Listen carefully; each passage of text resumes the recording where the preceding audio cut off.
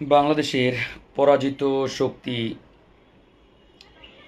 আমাদের গৌরব উজ্জ্বল ইতিহাস নিয়ে যে সেনাবাহিনী দায়িত্ব পালন করছেন, বাংলাদেশের এই বিপ্লবের এক অন্যতম অংশীদার পার্টনার বাংলাদেশ সেনাবাহিনী। এই সেনাবাহিনীকে ক্লারিং করার জন্য, এই সেনাবাহিনীকে যে কোনোভাবেই ট্যাগ লাগানোর জন্য, বিতর্কিত করার জন্য আমাদের এই পরাজিত শক্তির দোসরেরা উঠে পড়ে লেগেছে। তারা যে কোনো মূল্যে বাংলাদেশ সেনাবাহিনীকে আপনার প্রশ্নবিদ্ধ করতে চাই, কালারিং করতে চাই।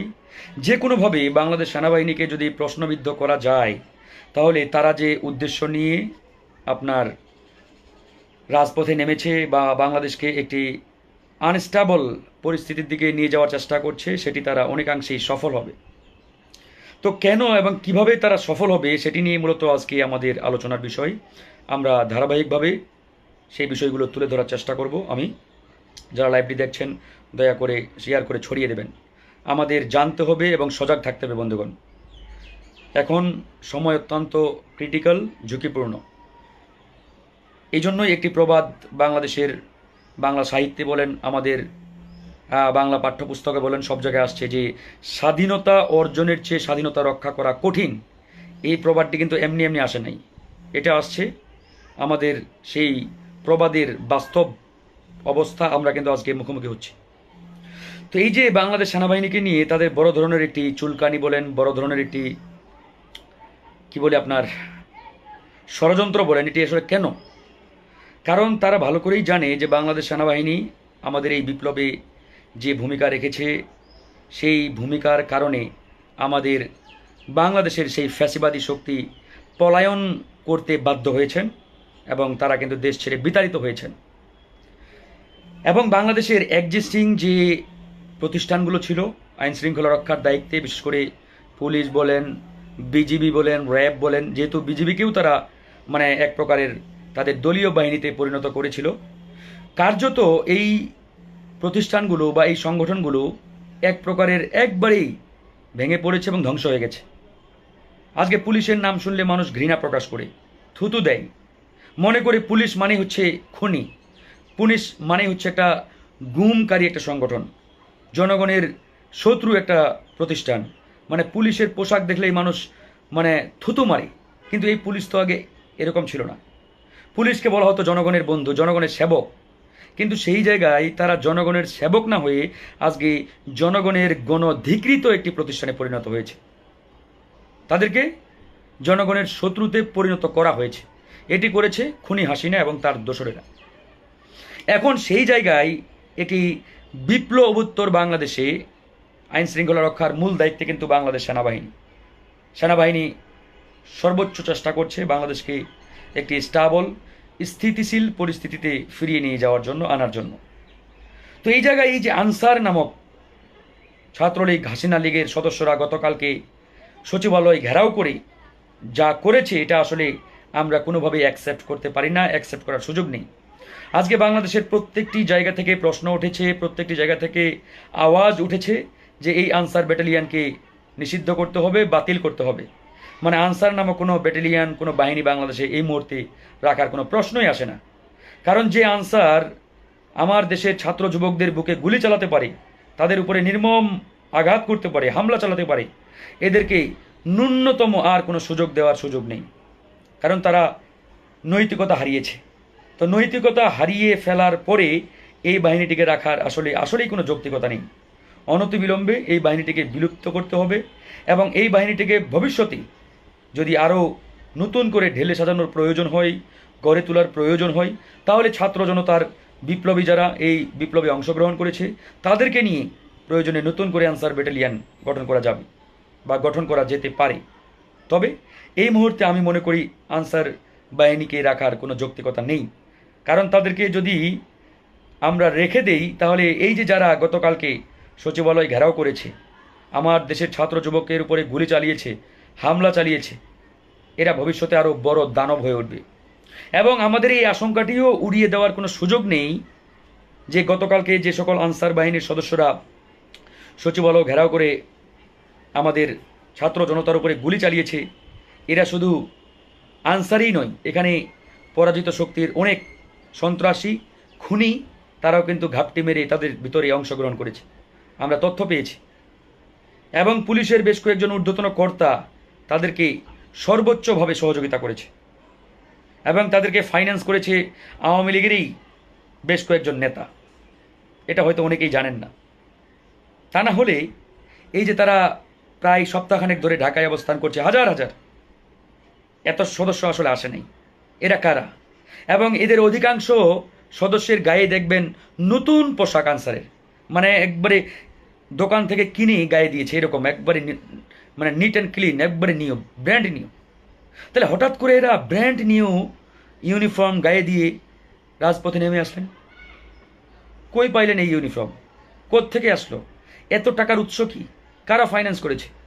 এই সব তথ্য আমরা জানি। শত শত কোটি টাকা ব্যয় করা হচ্ছে তাদের পিছনে। তাদের খাওয়া দাওয়া দেখবেন যে বিরিয়ানি, একবারে হাই প্রোফাইল খাওয়া, তাদের সিকিউরিটি, নিরাপত্তা, তারা বিভিন্ন জায়গা থেকে আসছে, বাংলাদেশের বিভিন্ন প্রান্ত থেকে। এই যে তাদের আসা যাওয়ার ভাড়া, এখানে থাকা, এগুলো কে করছে? নিশ্চয়ই কোনো না কোনো পিছনে একটা শক্তি তাদের আছে। তো এই শক্তিটি ইতিমধ্যেই আইডেন্টিফাইড, আমরা তাদেরকে বের করেছি। ইনশাআল্লাহ আমি মনে করি খুব শীঘ্রই তাদেরকে আমরা বিচারের মুখোমুখি করতে পারবো, এই সরকার করবে ইনশাআল্লাহ।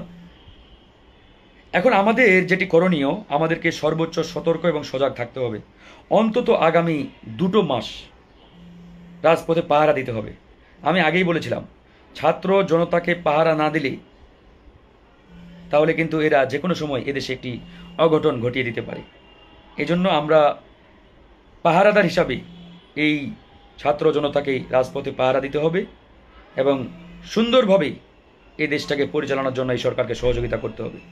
পরাজিত শক্তি তারা কিন্তু উঠে পড়ে লেগেছে। যে কোনোভাবেই, যে কোনো মুহূর্তে আমাদের এদেশে কীভাবে একটা অঘটন ঘটানো যায়, কীভাবে এই দেশকে অস্থিতিশীল করা যায়, আনস্টেবল করা যায়, আমাদের সেনাবাহিনীকে প্রশ্নবিদ্ধ করা যায়, তার জন্য তারা সদা তৎপর। এবং গতকালকের ঘটনা আপনারা জানেন, গতকাল তারা চেয়েছিল সেনাবাহিনী গুলি চালাক, এবং এটা খুব করে তারা চেয়েছিল এবং চেষ্টাও করেছে। এই জন্য তারা পরিকল্পিতভাবে গুলি চালিয়েছে, হামলা চালিয়েছে, আক্রমণ চালিয়ে ঢাকা ইউনিভার্সিটির অসংখ্য শিক্ষার্থীকে আহত করেছে। কারণ পুলিশ তো ওখানে নাই যে পুলিশ গুলি চালাবে বা পুলিশ এদেরকে মানে নিবৃত্ত করবে বা এদেরকে মানে উচ্ছেদ করবে। পুলিশ তো নাই এক প্রকারের। বিডিআরকে বা বিজিবিকে আমরা তো সীমান্তে অলরেডি পাঠিয়ে দিয়েছি, ঢাকায় তো আর বিজিবি নেই। এখন শুধু আছে সেনাবাহিনী মূল দায়িত্বে আইন শৃঙ্খলার। এজন্য তাদেরকে প্রেসক্রাইবড করা হয়েছে, নির্দেশনা দেওয়া হয়েছে, প্রেসক্রিপশন দেওয়া হয়েছে যে তোমরা এমন ধরনের উচ্ছৃঙ্খল পরিস্থিতি ক্রিয়েট করবা, তৈরি করবা, যাতে সেনাবাহিনী গুলি চালাতে বাধ্য হয়।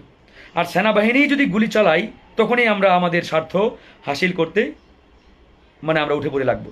তখন বহির্বিশ্বে আমরা দেখাবো যে দেখেন একটি মানে সরকারি বাহিনী যাদের গায়ে ইউনিফর্ম আছে, এরকম একটি বাহিনীর মানে দিকে আরেকটি বাহিনী গুলি চালিয়েছে।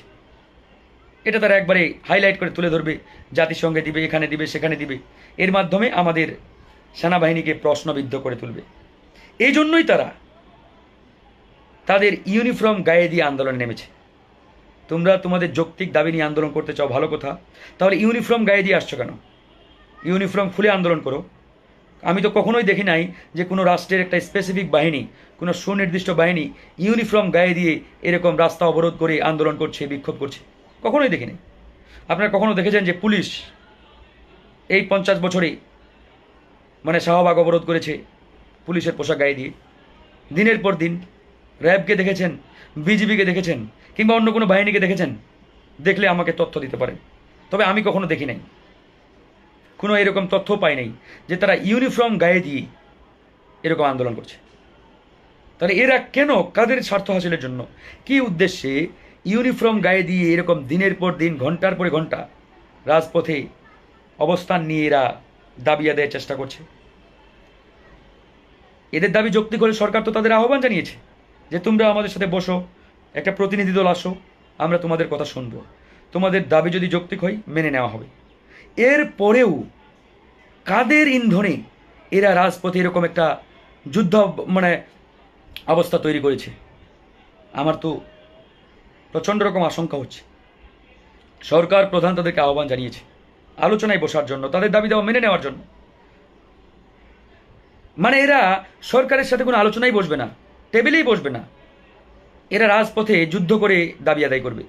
তার মানে বুঝেন এদের পিছনের ইন্ধনদাতা কারা, এদের পিছনের শক্তি কারা। আপনারাই বুঝেন যে কাদের স্বার্থ হাসিলের জন্য এরা রাজপথে নেমেছে। আর সংখ্যা নিয়ে তো আমি আগেই বললাম, অনেকেই প্রশ্ন করেছেন যেখানে কতজন আসলে আনসারের সদস্য আছে। আমার মনে হয় এখানে 10 থেকে 15 মানে 10 থেকে 15 ভাগ হয়তো রিয়েল আনসার বাহিনীর সদস্য হবে, আর বাকি যারা আছে তারা অধিকাংশ ছাত্রলীগ যুবলীগের সন্ত্রাসী বাহিনী, তাদেরকে আনসারের পোশাক পরিয়ে এখানে নিয়ে আসা হয়েছে অধিকাংশ। এই জন্য আমরা গতকালকে সরকারকে আহ্বান জানিয়েছি, সিসিটিভি ফুটেজ আছে, ভিডিও আছে, মিডিয়াতেও লাইভ ভিডিও অনেক আসছে, এগুলো দেখে এদেরকে শনাক্ত করেন এরা কারা, এবং এদেরকে সর্বোচ্চ শাস্তির মুখোমুখি করতে হবে, কোনো ছাড় দেওয়ার সুযোগ নেই। এরা আজকে পার পেয়ে গেলে আগামীতে এরা বড় ধরনের নাশকতার ছক কষবে, বড় ধরনের নাশকতার ছক কষবে। তাই এদেরকে সেই সুযোগ আর দেওয়া যাবে না, তাই অনতিবিলম্বে এদেরকে শাস্তির আওতায় নিয়ে আসতে হবে। আর আমরা এটা এই জন্যই সরকার প্রধানকে বিনীতভাবে কালকেই আহ্বান জানিয়েছি। আমি সরকারের 2 জন উপদেষ্টাকেও বলেছি যে এই বাহিনীটি এই মুহূর্তে রাখার কোনো যৌক্তিকতা নেই। পুলিশ ছাড়া যদি বাংলাদেশ চলতে পারে, এখন তো কার্যত পুলিশ নেই, সবেমাত্র কার্যক্রম শুরু হয়েছে, তাহলে এই মুহূর্তে আনসার ব্যাটালিয়ান রাখারও প্রয়োজন নেই। তাদেরকে বিলুপ্ত করে প্রয়োজনে আমরা 1-2 মাস পরে এটাকে ঢেলে সাজাবো, নতুন করে গঠন করব, কোনো অসুবিধা নেই। আর এখন আমি মনে করি বাংলাদেশের প্রত্যেকটি বাহিনীতে ছাত্র জনতার বিপ্লবীদেরকে অংশগ্রহণ করাতে হবে, কারণ এই ছাত্র জনতার বিপ্লবীরা এই বাহিনীগুলোতে অংশগ্রহণ না করলে, তাদেরকে যুক্ত না করলে আমাদের এই বিপ্লবের যে ফলাফল, বিপ্লবের যে আমাদের রেজাল্ট, এটা বেহাত হওয়ার সুযোগ রয়েছে, সম্ভাবনা রয়েছে। এই জন্য আমাদের এই বিপ্লবীদেরকে অংশগ্রহণ করাতে হবে। আজকে যদি ছাত্র জনতার বিপ্লবী যারা তারা এই বাহিনীতে থাকতো, একটাও আন্দোলন করার সাহস পাইত না, পিঠের চামড়া তুলে নিত। রক্ত দিয়ে, জীবন দিয়ে, হাজার হাজার মানুষ জীবন দিয়েছে বেটা তোমাদের এই দেশকে অস্থিতিশীল করার জন্য নয়। পিঠের চামড়া তুলে নিত আন্দোলন করার নাম নিলেই, এরকম ভুইফোর আন্দোলন। আমরা তো বলেছি দাবি যৌক্তিক হলে আন্দোলন করার কোনো প্রয়োজনে নেই ভাই। হাসিনার আমলে আন্দোলন করেছি আমরা, কেন করেছি? কারণ হাসিনা কোনো যৌক্তিক দাবি আমাদের মেনে নেয় নাই। এই যে কোটা আন্দোলন হয়েছে, এটা যৌক্তিক দাবি ছিল। হাসিনা যদি কোটা আন্দোলনের যৌক্তিক দাবি শুরুতেই মেনে নিতেন, তাহলে তো আন্দোলনই হইতো না। তিনি গাউরামি করেছেন, ফলাফল পরিণতি আজকে এটা। আর এই সরকার তো বলেছে তোমাদের দাবি যৌক্তিক, চলে আসো, আলোচনা করো আমাদের সাথে, we are ready to discuss. আলোচনার জন্য আমরা রেডি, প্রস্তুত। এরপরেও তারা কাদের স্বার্থ হাসিলে, কি উদ্দেশ্যে তারা রাজপথে নেমে দেশকে অস্থিতিশীল করা, ষড়যন্ত্র করার পায়তারা করছে, আমরা সবই জানি। আমরা সরকারকে এটাও আহ্বান জানিয়েছি, অনতি বিলম্বে এদের পিছনে যারা ফাইন্যান্স করেছে, পৃষ্ঠপোষকতা করেছে, ইন্ধন দিচ্ছে, তাদেরকে আপনারা আইনের আওতায় নিয়ে আসেন। তারা কারা আমরা জানি, আমরা তথ্য দিয়েছি ইতিমধ্যে। আওয়ামী লীগের কারা কারা এখানে অর্থ দিয়ে সহযোগিতা করেছে তাদের, আর পুলিশের কর্তা ব্যক্তি কারা কারা ইন্ধন দিচ্ছে, আমরা সেটাও জানি। এদের বিরুদ্ধে অ্যাকশন নিতে হবে। তো বন্ধুগণ, ভয়ের কোনো কারণ নেই। আমি নিজে শুনেছি নিজ কানে, সচিবালয়ে আমাদের 3 দিন আগে আপনার মৎস্য উপদেষ্টার সাথে একটা মিটিং ছিল, ঢুকতেই পারি নাই, প্রায় 1 ঘন্টা ওয়েট করা লাগছে বাইরে।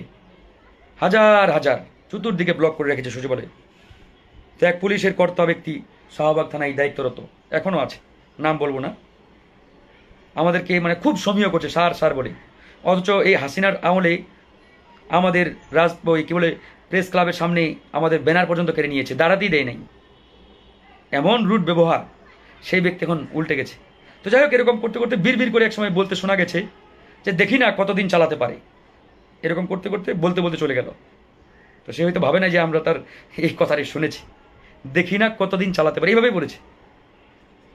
তার মানে বুঝেন তাদের ভিতরে এখনো হাসিনার প্রেম মায়া কিন্তু যায় নাই, আর যাবেও না। এটা হাসিনা যাদের এতদিন পেলেছে, ফুলিয়ে ফিপিয়ে যারা আজকে 100 কোটি টাকার মালিক হয়েছে, 1000 কোটি টাকার মালিক হয়েছে, এরা কেমনে হাসিনাকে ভুলে বলেন?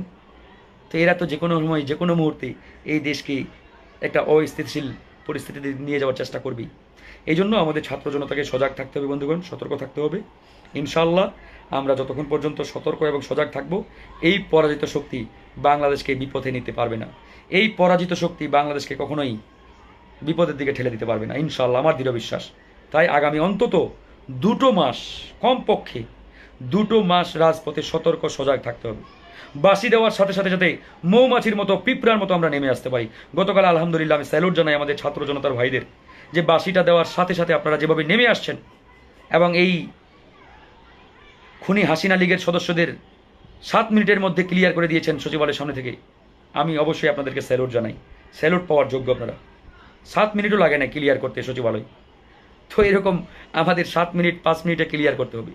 যেখানেই ষড়যন্ত্র, যেখানেই নীল নকশা, সেখানেই আমাদের অভিযান চলবে। যেখানেই ওরা দেশকে অস্থিতিশীল করার আপনার কার্যক্রম শুরু করবে, সেখানেই গণধোলাই শুরু করতে হবে। এটা ছাত্র জনতার পক্ষ থেকে আমাদের একবারে পরিষ্কার নির্দেশনা বলেন, স্টেটমেন্ট বলেন। তো যাই হোক, ভালো থাকবেন। অনেক কথাই বলেছি।